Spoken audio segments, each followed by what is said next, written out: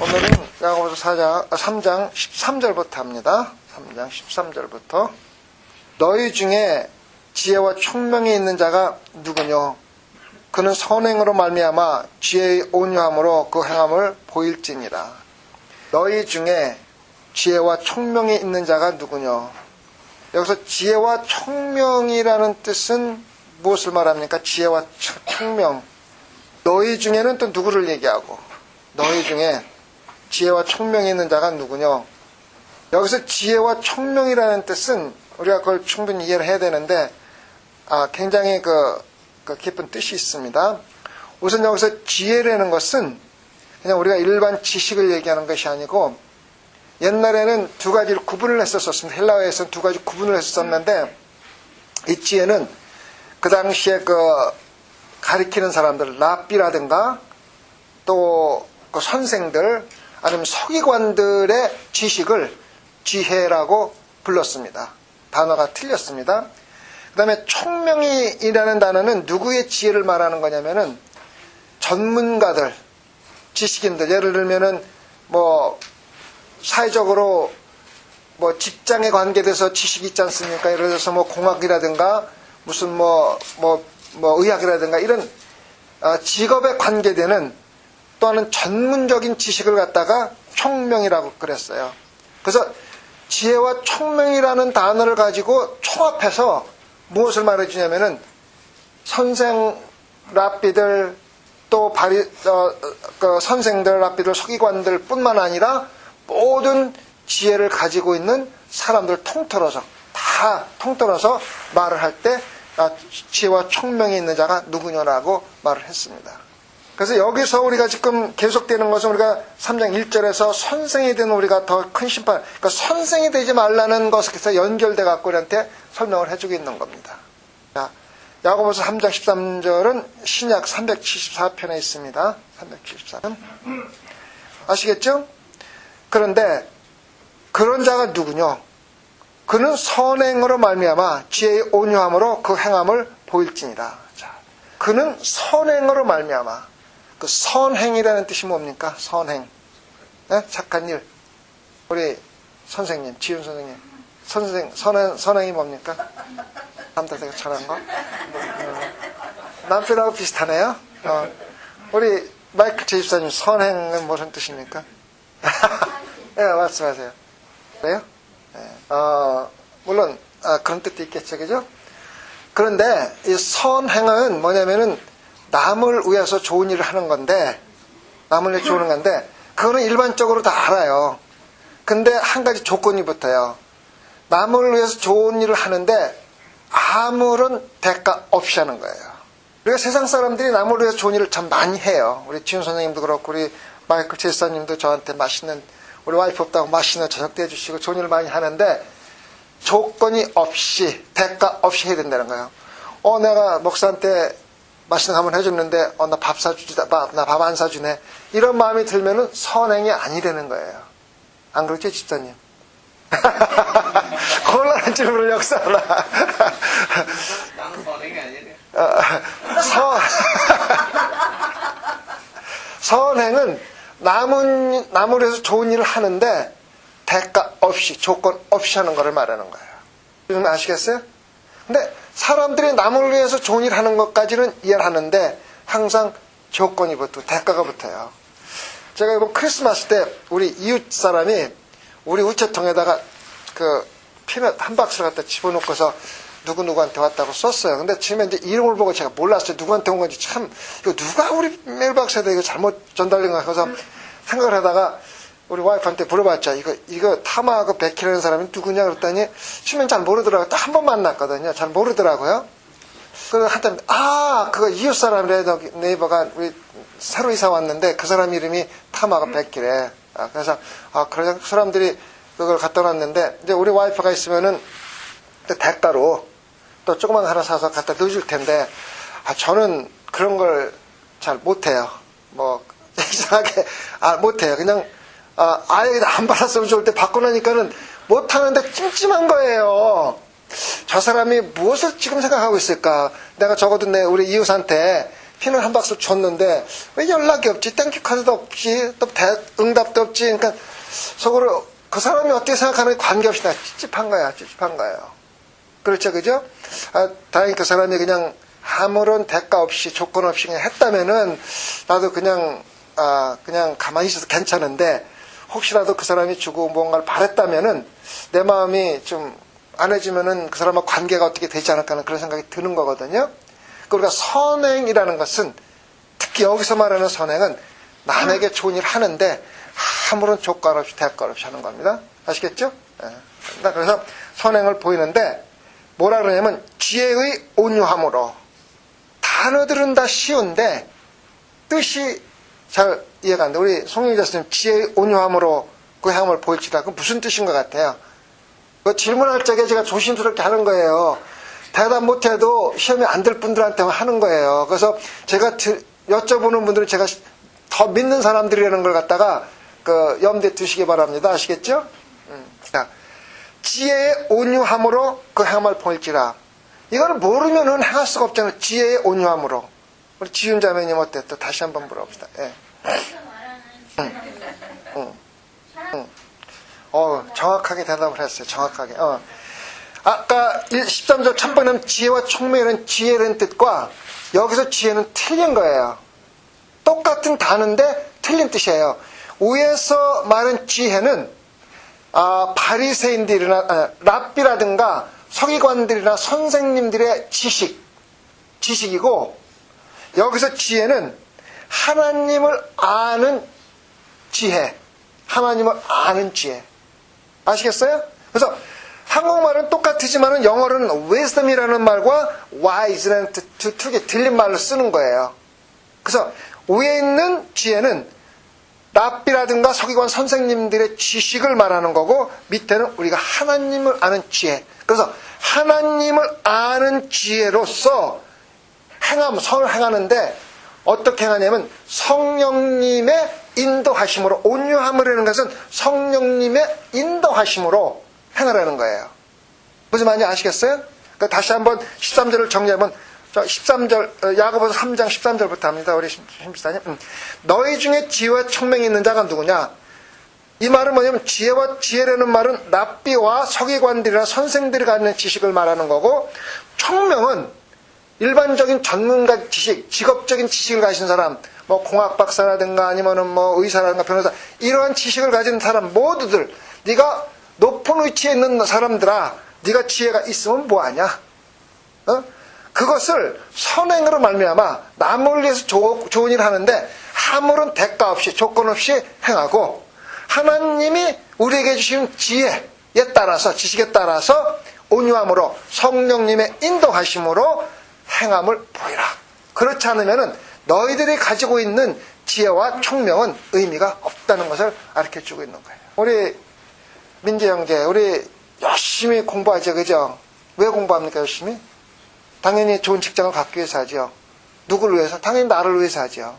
맞는데 그것을 남을 위해서 조건 없이 조금이라도 쓰겠다는 생각을 가지고 공부를 하면은요, 공부하는 게 정말 재미가 나요. 적어도 나만을 위해서 하고 남을 위해서 조금 쓰겠다는 생각으로 공부를 한다 그러면 기분이 너무 좋은 거예요. 그렇잖아요, 그죠? 적어도 약간의 선행을 베푼다는 마음을 갖는다는 게 좋잖아요. 부자들이 많잖아요. 한국에도 부자들이 엄청 많아요, 그죠? 미국에도 부자들이 많잖아요. 근데 일반적으로 사람들이 얘기할 적에 미국에 있는 부자들과 한국에 있는 부자들 간에 틀린 점이 미국에 있는 사람들은 자선 사업을 엄청 많이 해요. 정말 많이 해요. 빌 게이츠도 빌리언 달러 갖고 있는데 자기 아들한테는 1,000만 불만 주고 나머지는 전부 다 남을 위해서 쓰겠대요. 우리가 생각할 때 와 1,000만 불 그거 엄청 많이 주네. 하지만 그 사람이 가지고 있는 것의 1%도 안 돼요. 1%도. 그래서 99%를 남을 위해서 쓰고 1%도 안 되는 돈만 후손들한테 물려주겠다 그래요. 재밌는 건 또 뭐냐면은 한국에 있는 부자들은 세금 안 내려고 무지무지하게 노력을 해요. 막 그 편법도 쓰고 자식들한테 막 이렇게 이상하게 해가지고 세금을 안 내려고 많이 노력하는데 미국에 있는 특히 이제 그 부자들 중에서 돈 많은 사람들은 세금을 좀 더 내게 해달라 그러는 사람들이 있어요. 왜 우리 그 세금을 자꾸 덜 내게 해주냐고 더 내게 했다는 사람들이 있어요. 그 이상하잖아요? 우리가 보면 이상하지만은 또 그 사람 돈이 많아서 그렇다 하지만 그건 뭐냐면은 이 미국이라는 나라는 그래도 기독교를 근거로 해서 세워진 나라이기 때문에 그러한 경향이 많아요. 아직도 기독교 그 정신이 많이 남아있어요. 그런데 요즘에 그냥 이슬람도 들어오고 또 이것은 막 그냥 엄청나게 저기가 들어오면 문화와 틀린 문명이 들어오면서 상당히 약화되긴 했지만 그래도 많은 사람들이 아직까지는 기독교 정신을 갖고 있기 때문에 그렇게 사는데 한국에서는 왜 그런지 참 그래요. 그 부자들이 사회에 봉사하는 그러한 것들에 대해서 많이 인색한 것 같아요. 기독교 정신이라고 보면 맞아요. 그죠? 13절입니다. 그러나 너희 마음속에 독한 시기와 다툼이 있으면 자랑하지 말라. 진리를 거스려 거짓하지 말라. 너의 마음속에 독한 시기는 뭡니까? 시기는 시기 질투죠. 질투인데 그 질투는 두 가지가 있어요. 긍정적인 뜻의 질투가 있고 부정적인 질투가 있어요. 긍정적인 질투는 어땠냐면 서로 경쟁을 시켜 이겼던 마음을 가지고 했는데 결국은 그것이 좋은 방향으로 쓸 때가 있잖아요. 근데 또 한 가지 시기는 진짜 자기 이득만을 위해서 시기하는, 이기려고 하는 거. 자기 이득만을 가지고, 이득을 얻으려고 하는 것이 그런 질투가 있어요. 여기서는 부정적인 얘기를 쓴 겁니다. 원본에 어떻게 쓰냐면은, 마음에 상처를 줘가지고, 마음에 쓰리고 아픈 것을 느낄 수 있도록, 남을 시기하는 걸 갖다가, 여기서 말하는 거예요. 부정적으로. 굉장히 악한 시기를 말하는 겁니다. 그리고 다툼은 뭐냐면 그 당시에 이 야고보서 쓸 적에 이스라엘의 유대인 중에서 당과 팔을 지어가지고 다툼이 많았어요. 서로 다툼이 많는데 이 다툼은 뭐냐면은 개인적인 이득을 위해서 아니면 자기가 소속되어 있는 팔을 위해서 남을 상대로 해서 싸우는 거예요. 남을 상대로 싸우는데 내 개인적인 이득이나 아니면 내가 소속되어 있는 파나 당의 이득을 위해서 싸우는 걸 갖다가 다툼이라고 여기서 얘기를 해요. 그 당시에 그런 일이 참 많았거든요. 그렇게 하거나 그렇게 한다면은 자랑할 것이 너희들이 지식이 있고 지혜가 아무리 있어도 자랑하지 말라. 우리는 지식과 지식이 있으면 남한테 보이고 자랑하고 싶어 하잖아요. 그죠? 인도 사람들은요, 참 재밌어요. 우리가 이제 박사학위를 받잖아요. 인도 사람들은 박사학위를 받은 사람한테 누구누구 박사라고 안 불러주면은 화를 내요. 그래서 예를 들어서 미스터 최라고 부르잖아요. 그러면 자기가 I'm Dr. 최 이렇게 얘기를 할 정도로 인도 사람들은 자기 직분이나 명예에 대해서 굉장히 자존심을 가지고 그렇게 불러주기를 원해요. 왜 그러냐면 인도에는 계급 사회가 샤머니즘 계급 사회가 굉장히 철저해요. 그래서 계급이 철저해요. 아주 굉장히 철저해가지고 그거는 진짜 우리나라 옛날에 양반 쌍놈이 있는 것과 똑같은 삶을 지금도 살아요. 제가 인도에 한번 갔는데 그분은 이제 미국에서 이제 MBA 하고 그쪽에 가서 비즈니스는 굉장히 부자인데 자기 집에 초대를 하더라고요. 초대를 해서 갔는데 인도가 굉장히 가난하잖아요. 가난한데 그 사람 집에 들어가는데 차를 타고 들어가는데 문을 2개를 거쳐야 들어가요. 게이트를 2개를 거쳐야 들어가요. 개인적으로. 들어가면은 이제 게스트나 주인이 이렇게 의자에 이제 소파에 이렇게 쭉 앉아 있잖아요. 그럼 거기에 하인들 종이 있어요. 종이.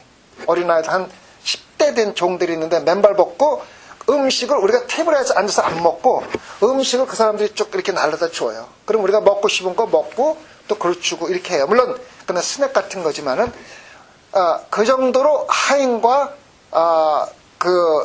계급 사회가 철저하기 때문에 자기들은 자기들의 계급이나 자기들의 직분이나 그런 거에 대해서 남한테 나타나는 걸 굉장히 중요하게 생각을 해요.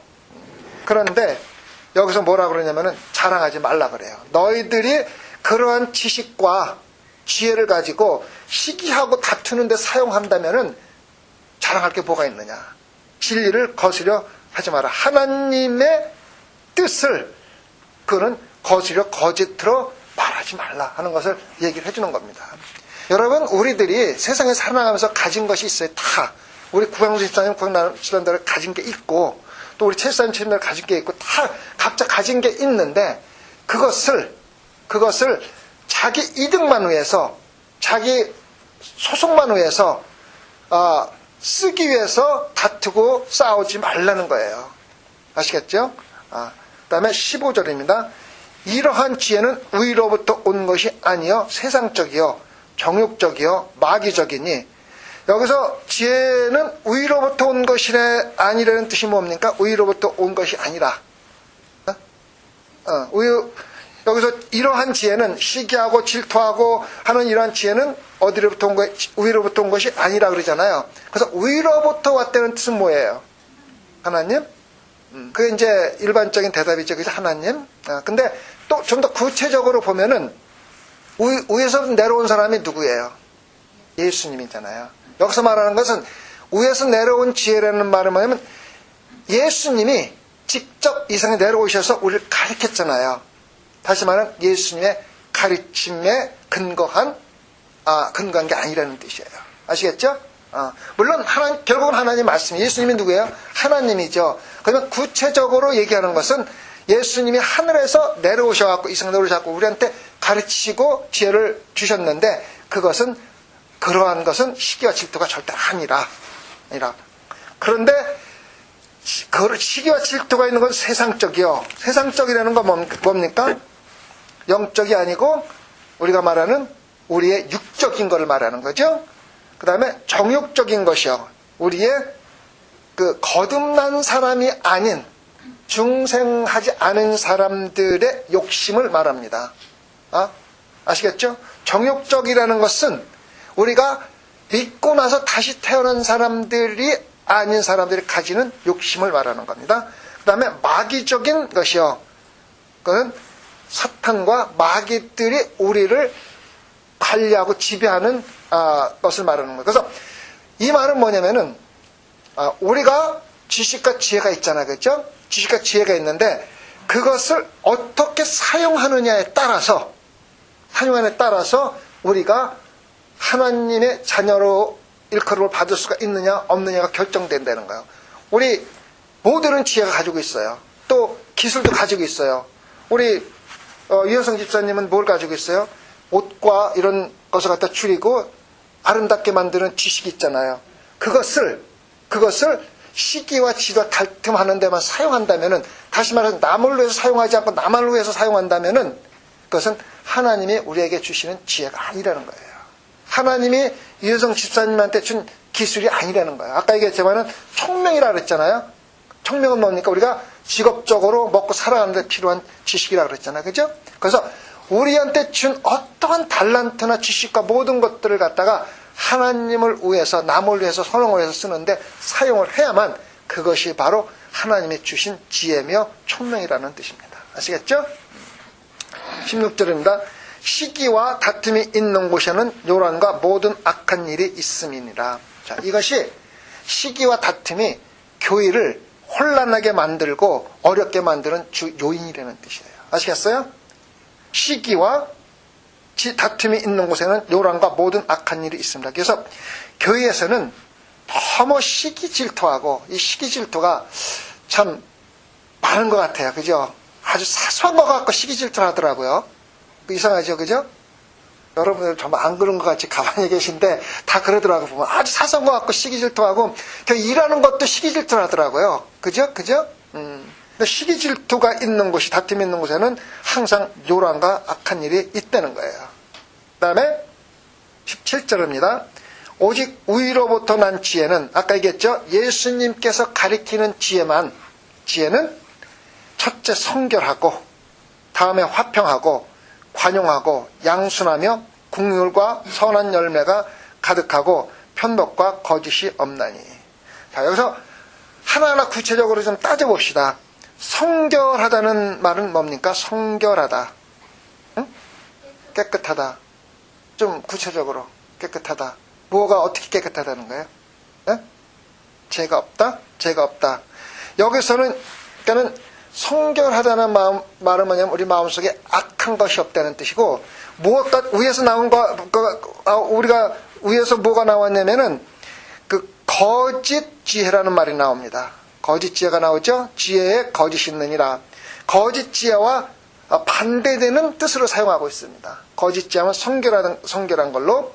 그 다음에 화평한 것은 또 뭡니까? 시기와 질투가 없는 거죠. 그것은 위에 나온 독한 마음과 반대되는 말로 여기서 쓴 겁니다. 독한 마음. 그 다음에 관용한다는 뜻은 뭡니까? 이해한다는 뜻이죠. 근데 여기서 관용한다는 뜻은 직접적으로 예수 그리스도와 관계가 많이 있습니다. 하나님과 관계가 많이 있습니다. 자, 하나님이 우리가 죄인임에도 불구하고 누구를 보내주셨습니까? 예수 그리스도를 보내주셨잖아요. 그것이 뭐냐면은 우리가 자격이 없음에도 불구하고, 받을 자격이 없음에도 불구하고, 용서해줄 자격이 없음에도 불구하고 우리에게 관용을 베푸사, 자격이 없는 사람에게 내가 거저 주는 걸 갖다 관용이라 그러잖아요. 그죠? 그래서 여기서는 하나님의 특성과도 관계가 있는 거예요. 우리가 죄를 사준 것은 우리가 죄 사함을 받을 자격이 있어가 아니라 하나님께서 관용을 베푸사 우리에게 주신 거예요. 그 다음에 양순하다는 무슨 말이야? 그렇죠. 그죠? 양수는 오늘 지은자매님 뭐가 좀 되네. 집에서 공부해갖고 온 건 아니겠죠. 양순하님은 순순하게 따르는 거예요. 순순하게 따르는 거. 하나님 말씀에 순수하게 따르는 거. 그 다음에 국률과 선한 열매는 무엇입니까? 국률과 선한 열매. 우선 선한 열매가 뭡니까? 선한 열매. 설명이 힘들죠? 설명이 힘들다는 거는 모르고 있다는 거 똑같은 거예요. 틀린 거 하나도 없어요.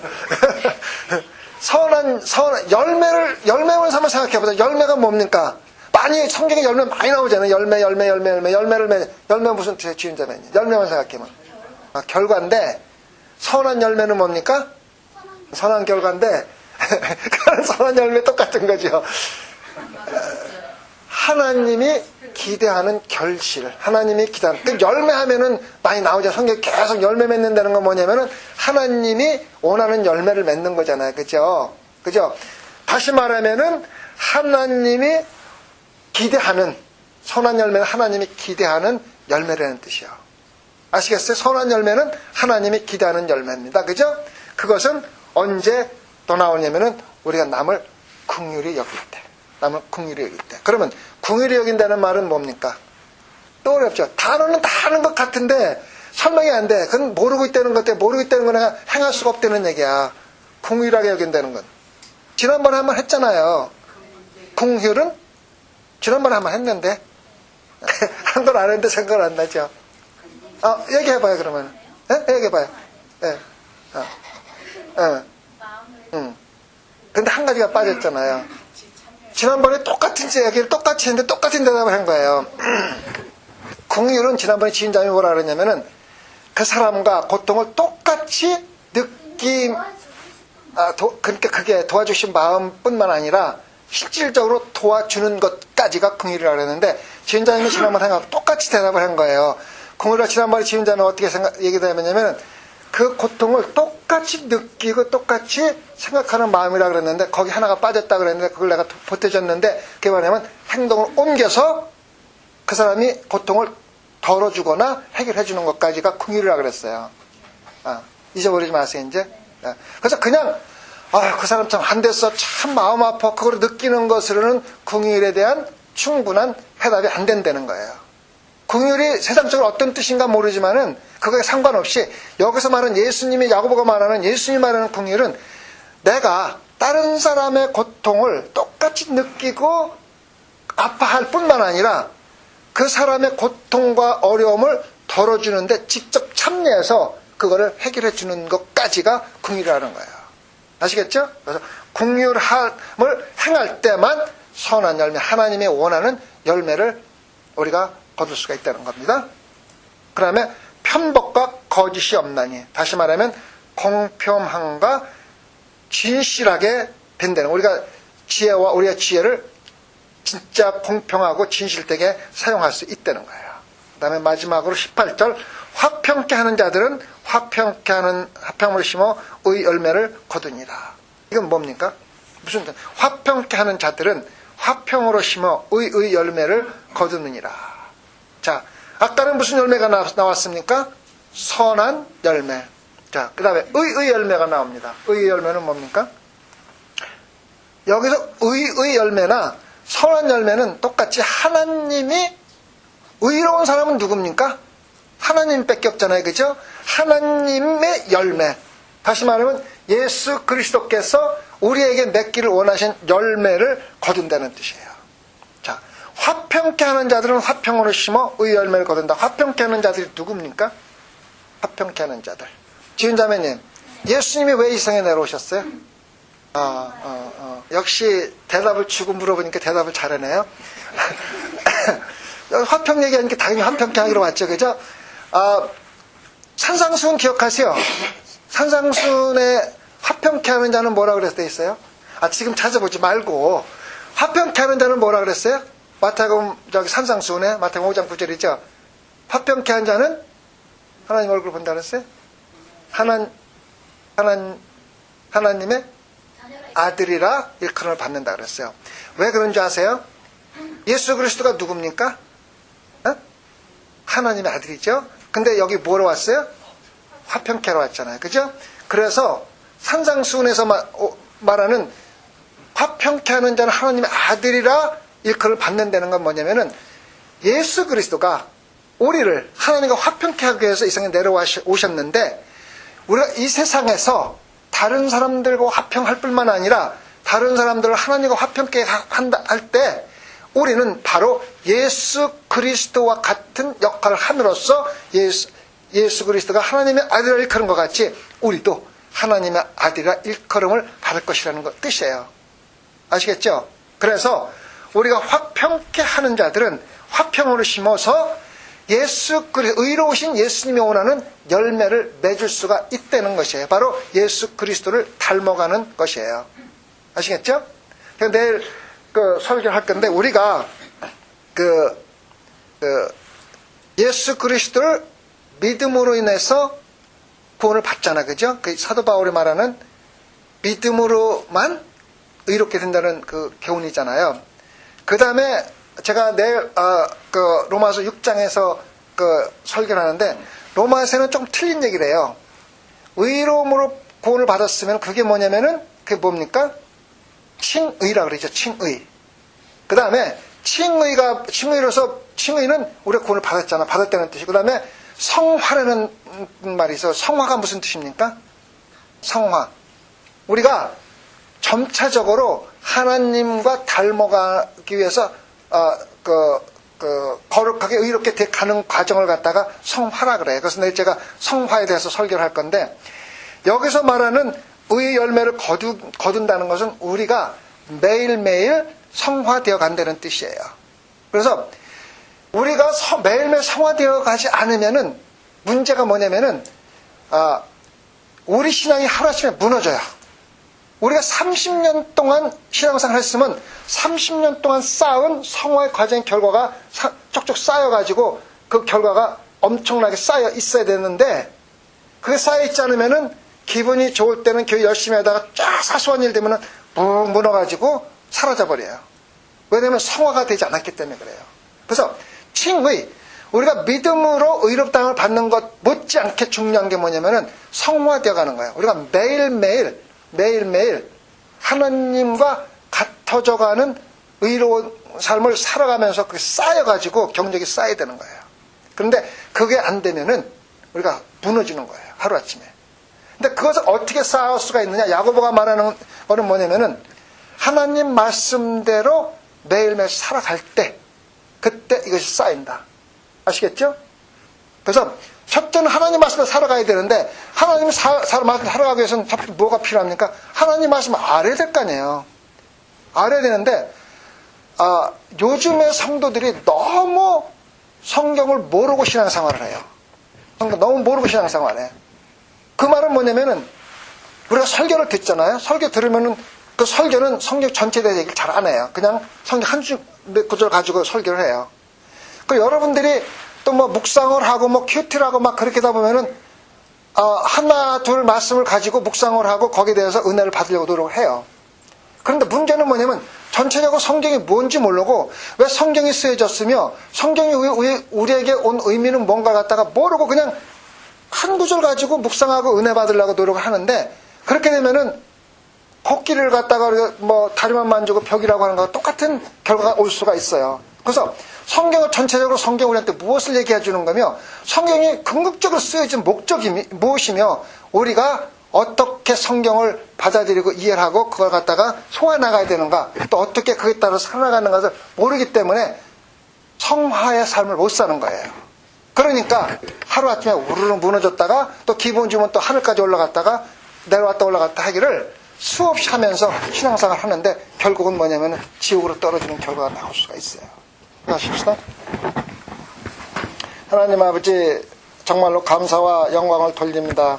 이렇게 추운 날씨에도 참 하나님 말씀 사모에 모인 당신의 자녀들 단순히 말을 듣는 게 아니라 이제 나아가서 야고보가 우리에게 가르친 대로 실행하며 실천하며 하나님께 영광 돌리는 삶 살 수 있도록 인도하여 주시옵소서. 무엇보다도 하나님 아버지 우리가 기도할 때 하나님의 우리 기도를 정말 들으시고 응답해 주신다는 확신을 가지고 기도할 수 있도록 오늘 모든 성도들의 마음을 주관하여 주시옵소서. 감사함을 우리 예수님 받들어 기도드렸사옵나이다. 아멘.